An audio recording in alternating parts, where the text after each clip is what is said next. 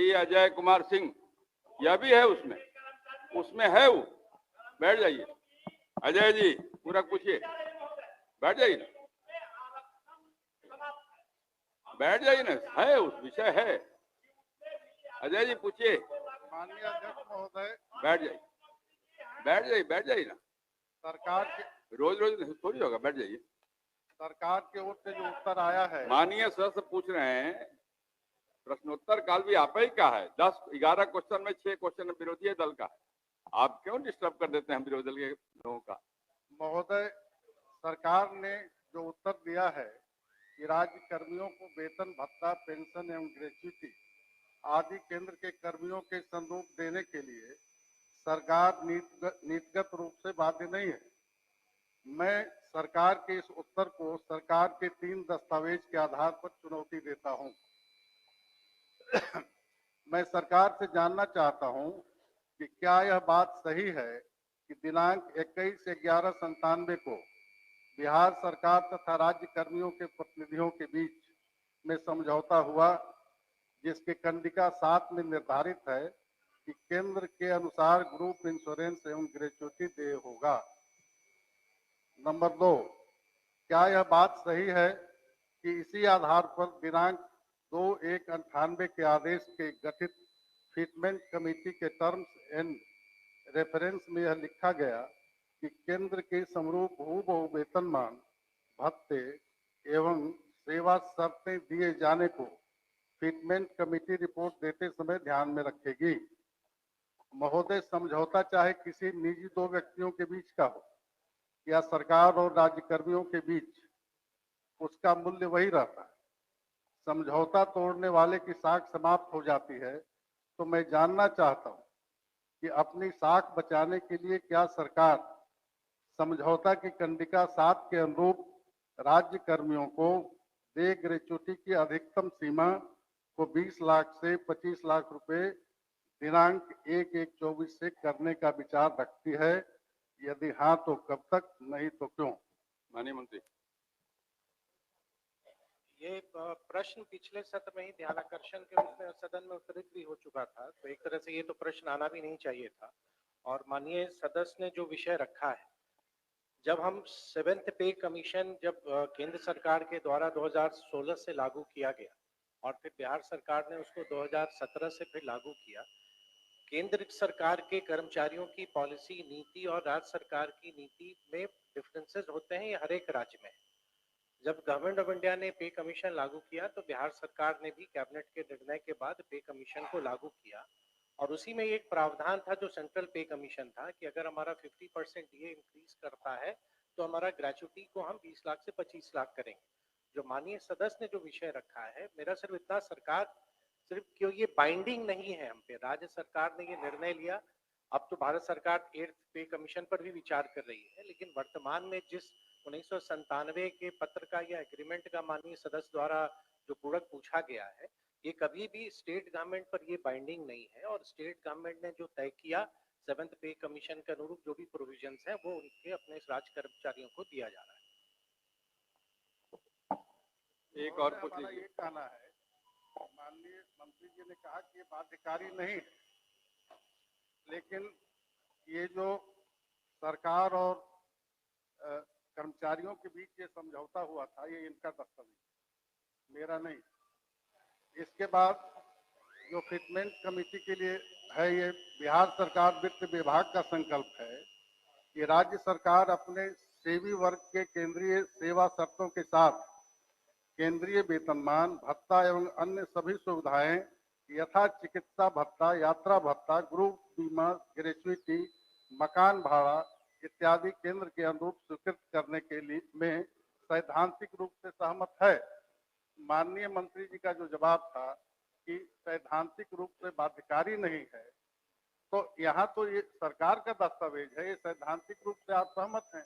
इसके बाद जो है तो फिटमेंट कमेटी बनी, और फिटमेंट कमेटी की जो रिपोर्ट है, in light of decision taken by the government of India in September 1997 on scales of pay for central government employees based on the recommendations of the 5th Pay Commission report, the Fitment Committee was required, according to government resolution, to submit its recommendation on revised scales of pay for state government employees effective from 1/1/96. While submitting its recommendations, the committee was required to keep in mind that state government employees getting higher or lower remuneration that central employees will be sanctioned only such scales as being drawn by central government employees. The state government had decided to grant central scales of pay and allowance with central पूरा पूछिए conditions ना। of service and accepted in principle that all facilities like medical allowance, traveling allowance, group insurance, gratuity, house rent allowance, etc. will be provided to its employees as permissible to employees of the Ajay Babu central पूरा government. पूछिए। ये मेरा कागज नहीं, ये सरकार का कागज, ये सरकारी दस्तावेज। ऐसा करिए ना, क्योंकि आपके पास बहुत सारा डॉक्यूमेंट है, तो माननीय मंत्री जी को दे दीजिए, आपको लिखित उत्तर भिजवा देंगे। नहीं, ये प्रोसीडिंग का पार्ट बने, हम ये नहीं आप तो पढ़ चुके। माननीय अध्यक्ष महोदय, हम ये नहीं कहते कि ये जो आपका कागज है ये आपका दस्तावेज है, आप बढ़ाइए नहीं बढ़ाइए आपका मामला है। आपके पास पैसा नहीं हो, आप कह दीजिए कि हम बैंकरप्ट हम नहीं बढ़ाएंगे, लेकिन आप अपने दस्तावेज को तो एक्सेप्ट कीजिए। इसलिए तो मैं कर रहा हूँ, दस्तावेज मंत्री जी को दे इसको दीजिए, आपको लिखित उत्तर भिजवा देंगे। इसको महोदय प्रोसीडिंग एक का मिनट पार्ट बनाया। बैठ जाइए, मंत्री जी कुछ कहने वाले। अध्यक्ष महोदय, बैंकरप्ट नहीं है हमारा, तो बजट आकार 23,000 करोड़ से अब 3,17,000 करोड़ तक चला गया है। हमारे हाथ में बिहार सरकार का बजट है जो 2017 का है।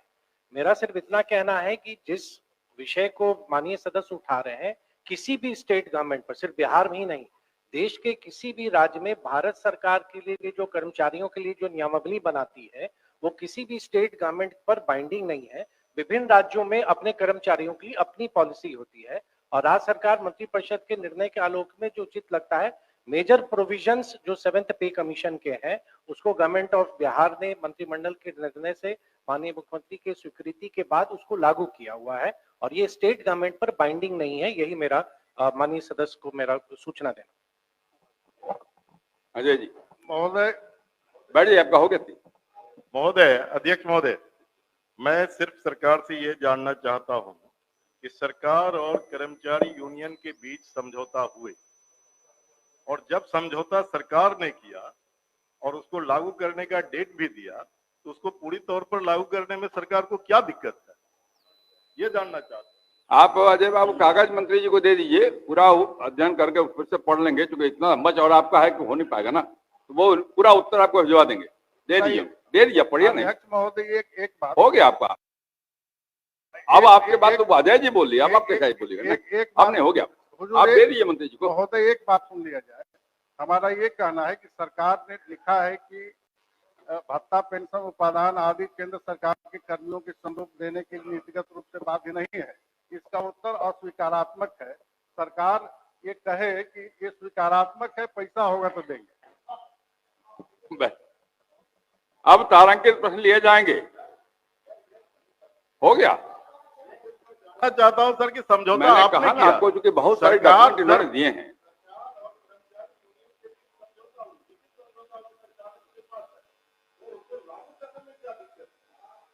समझौता सिर्फ को दबाने के लिए होती है। अजय जी तो समझौते का कागज उन्होंने पढ़ के सुनाया है। बैठ जाइए ना, आप बैठ जाइए, आप पहले बैठ जाइए ना। उन्होंने उसको भी पढ़ के सुनाया है, इसलिए मैंने कहा उनको कि सब कागज उनको दे दीजिए और वो लिखित उत्तर उनको भेज। श्री संजीव कुमार, पूरक पूछिए संजीव जी। अध्यक्ष महोदय, मैं जो उत्तर आया है उससे मैं संतुष्ट नहीं हूं। मैं माननीय मंत्री जी से आग्रह करता हूं कि उत्तर में दिए हैं हर जोरावरपुर पंचायत, नया गांव है और कोलवारा है और साथ में डोएठा पंचायत है, यहाँ पे बैंक की दूरी 4 से 6 किलोमीटर पे है और वो जो है वहां पे सिर्फ ग्राहक सेवा केंद्र खुला है। उसका एक सीमित दायरा होता है, 10,000 से 25,000 तक का ही ट्रांजैक्शन उसमें होता है। उससे ज्यादा ना बैंक ना किसानों को